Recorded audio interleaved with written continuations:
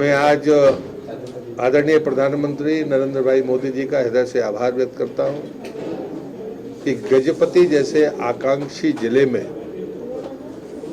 जब मुझे ये कार्य दिया गया कि मुझे जाकर वहां रात रुकना है, अधिकारियों की बैठक लेनी है, अन्य सामाजिक और राजनीतिक कार्यकर्ता जनप्रतिनिधि मिले हैं तो उनसे मिलना है, साथ में जो लाभार्थी है उनको कोई चीज़ें अगर हम दे सकते हैं या उनसे चर्चा हो सकती है, ये काम करने का मुझे सौभाग्य मिला।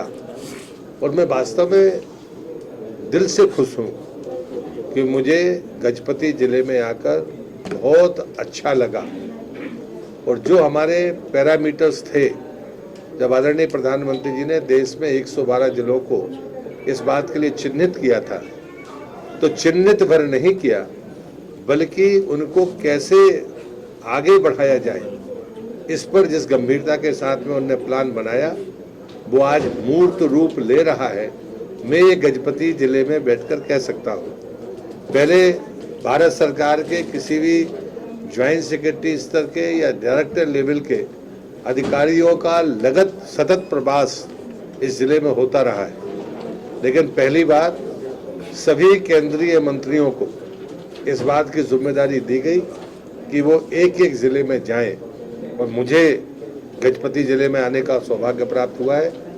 मैंने सारे पैरामीटर्स को देखा है।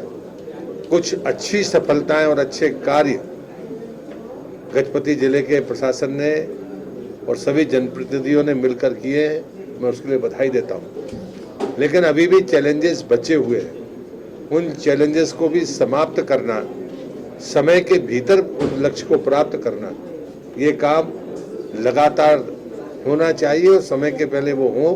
ये संकल्प प्रशासन को, यहाँ के जनप्रतिनिधियों को, राज्य सरकार और केंद्र सरकार को मिलकर समय के पहले प्राप्त करें, ऐसी मेरी अपेक्षा है।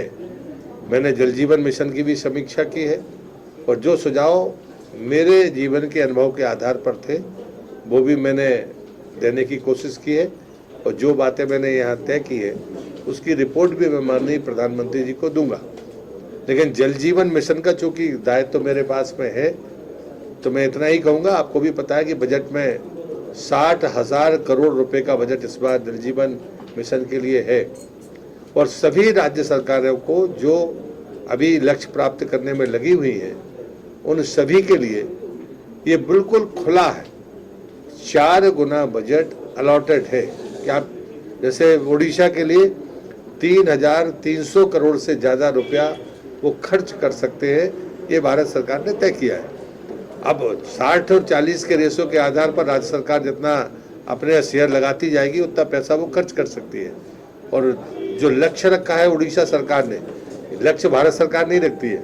2022 तक लक्ष्य प्राप्त करने के लिए उड़ीसा सरकार ने पहले केंद्र को कहा था, लेकिन अभी भी हम उस लक्ष्य के पीछे हैं। और लेकिन एक बड़ी सफलता उड़ीसा सरकार ने की है कि हम 4% से 46% तक उड़ीसा सरकार ने अचीवमेंट किया है। लेकिन अगर भी हमारे पास में चैलेंजेस हैं, लेकिन किसी भी प्रकार का वित्तीय संकट किसी राज्य सरकार के सामने नहीं होगा। ऐसी योजना प्रधानमंत्री ने बनाई है। पैसा आपको ड्रॉ करना है, ग्रांट नहीं है। जितना आप खर्च करते जाएंगे आपको पैसा मिलेगा। और मैं मानता हूं कि बड़ी तेजी के साथ ये इस काम को करना चाहिए कि DPR जल्दी बने, टेंडर जल्दी हो। और अब जो हिस्सा बचा है, जो इस बैठक से निकल कर आया है कि तकनीकी तौर पर पहाड़ी क्षेत्रों में पानी पहुंचाना अभी शेष है, ये कठिन चुनौती है, जिसमें समय के पहले हम समय पर कर पाए, इस बात के लिए भारत सरकार सदैव मददगार है। मैंने कहा कि एक अच्छे प्रयास भी हुए हैं, जो अच्छे काम किए हैं वो अचीवमेंट्स भी, उसके लिए मैं उड़ीसा सरकार को बधाई देता हूँ। लेकिन जो चैलेंजेस हैं उन चैलेंजेस को मीट आउट करना चाहिए। लेकिन जैसे नल जल योजना में अभी हमने अचीवमेंट किया और हम 48% या 46% पर पहुँचे, तो ये उड़ीसा जैसे राज्य के लिए महत्वपूर्ण बात है। लेकिन अभी पहाड़ी राज्यों में, पहाड़ी क्षेत्रों में पानी पहुँचना बाकी है। ये हमारे लिए चुनौती है और समय हमारे पास में कम है। जो लक्ष्य तय किया था उड़ीसा सरकार ने 2022 का, अगर टेंडर अभी नहीं हुए तो आगे जाकर ये चुनौती आप 2022 में नहीं कर पाएंगे। अब जैसे गजपति जिले में अभी जो लक्ष्य था वो 14,000 परिवारों तक पानी पहुंचाने का था, लेकिन हम इस साल 11,000 को ही पहुंचा पाए। अब उसमें पानी का स्रोत नहीं होगा, कोई पहाड़ी क्षेत्र होगा, और भी कठिनाइयाँ होंगी, लेकिन हमने लक्ष्य तय किया है तो हम ही को करना पड़ेगा। इस मामले में हमको जो कमजोरियां हैं उनको दूर करना होगा। टेंडरिंग प्रक्रिया फास्ट हो, डीपीआर जल्दी बने, तकनीक का उपयोग करें, सोर्स को तय करें। सोर्स एक दिन में तो बनेगा नहीं। यदि आज टेंडर होंगे तो 1.5 साल कंप्लीशन में लगेगा, मिनिमम टाइम। तो हम 2023 तक जाएंगे, फिर तो हम लक्ष्य 1 साल बाद प्राप्त कर पाएंगे। नहीं, मुझे लगता है कि जो अचीवमेंट है वो आंकड़ा सही है।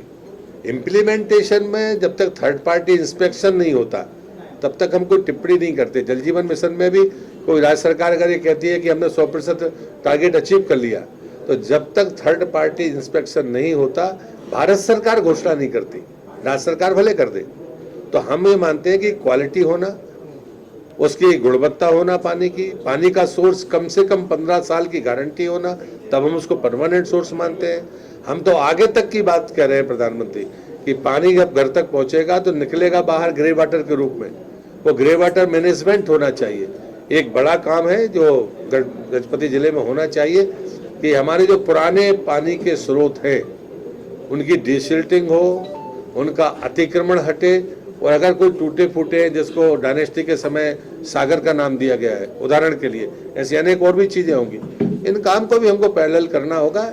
ये एक ऐसा जिला है जहाँ जैविक खेती के लिए बहुत अवसर है, बाकी जगह पर भी बहुत बेहतर रास्ते हैं जहाँ पर हम आगे बढ़ सकते हैं।